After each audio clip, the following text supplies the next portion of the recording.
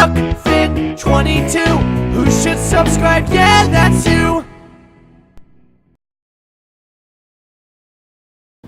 Hey, it's Huck, and welcome to episode 2 of my new monthly series where I do my best to try to answer your questions, and they can be about almost anything.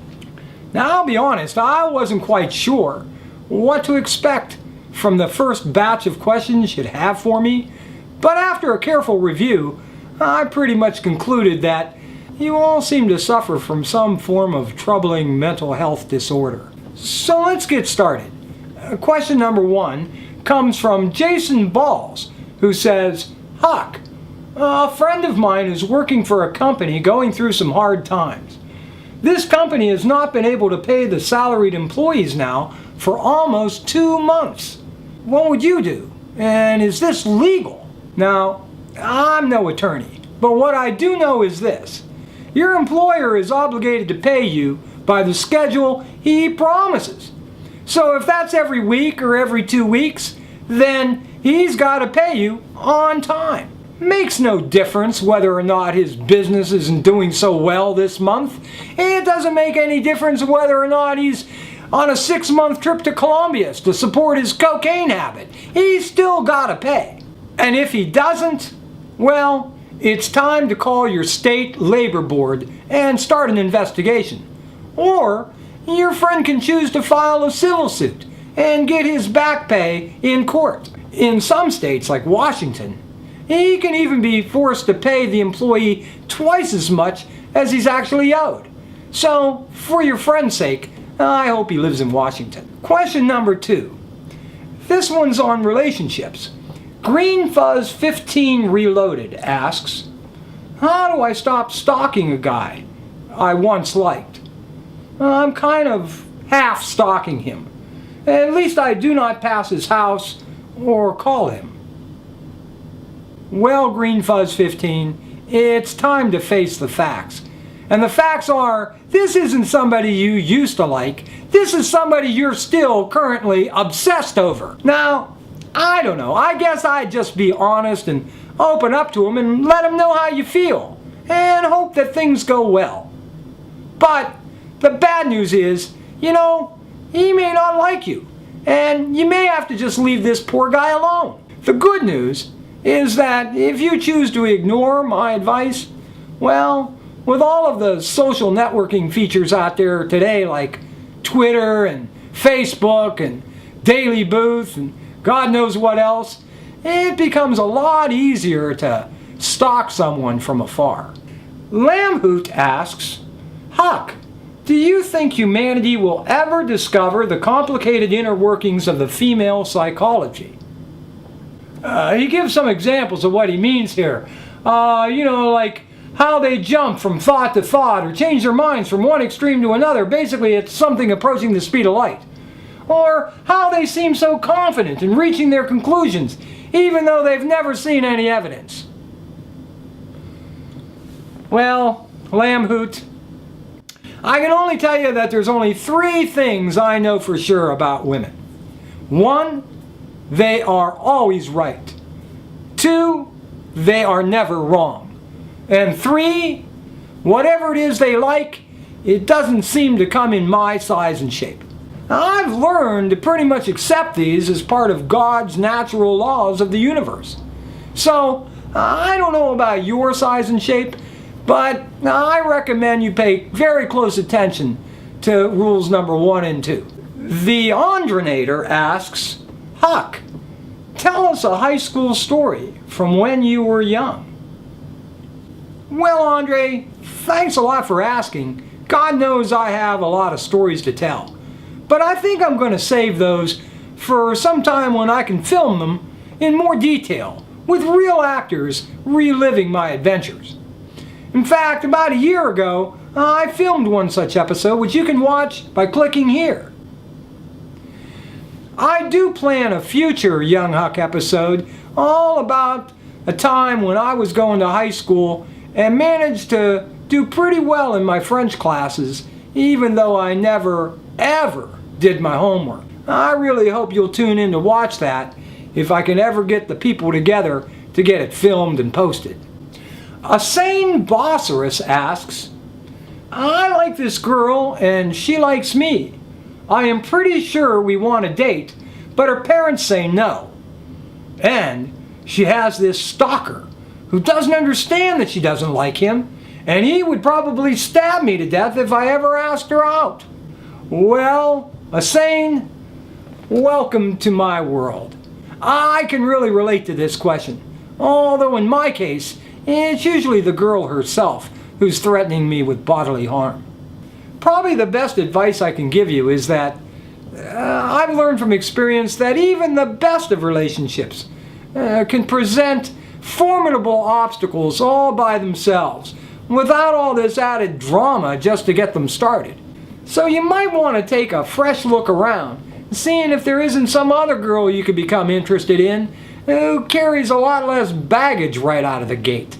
But if you're determined to see this through, either because you're obsessed over this particular girl, or maybe because in your twisted world, life just isn't thrilling enough without multiple people seeking to do you real harm, then my advice is you gotta win over the girl's mother. For the dad. He was once young just like you, and he knows exactly what your intentions are with his daughter. But moms are another matter. For one thing, moms never lose an argument. So if you get her on your side, the dad doesn't stand a chance. Now, for some reason, you don't appear to be on her short list of eligible young men fit to date her daughter.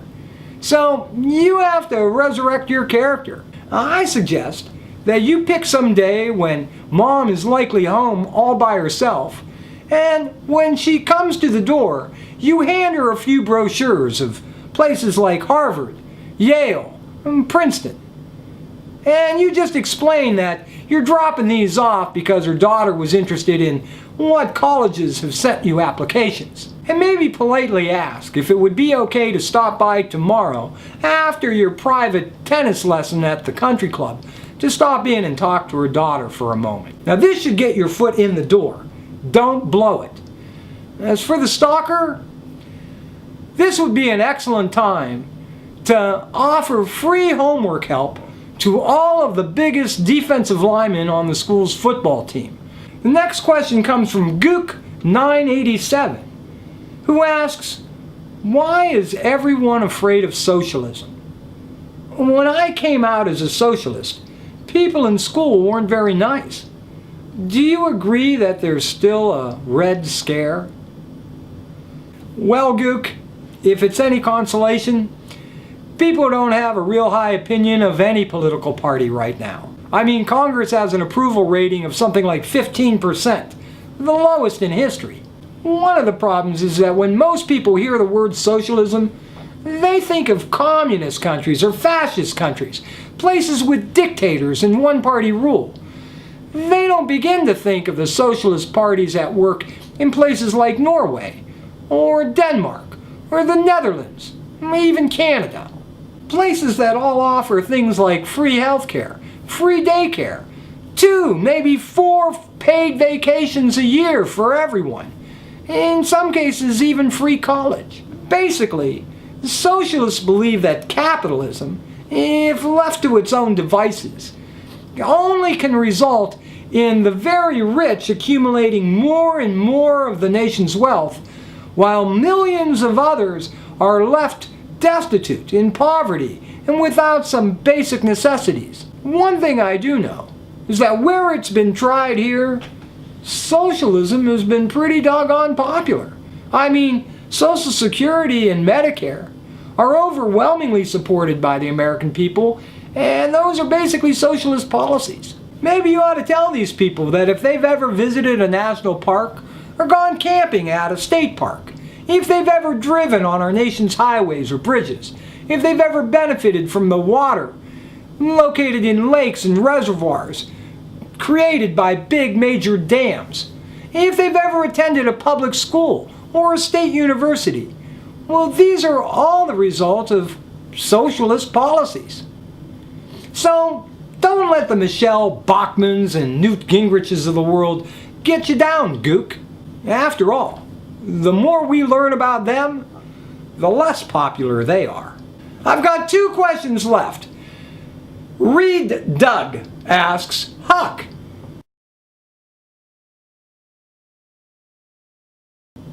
just did.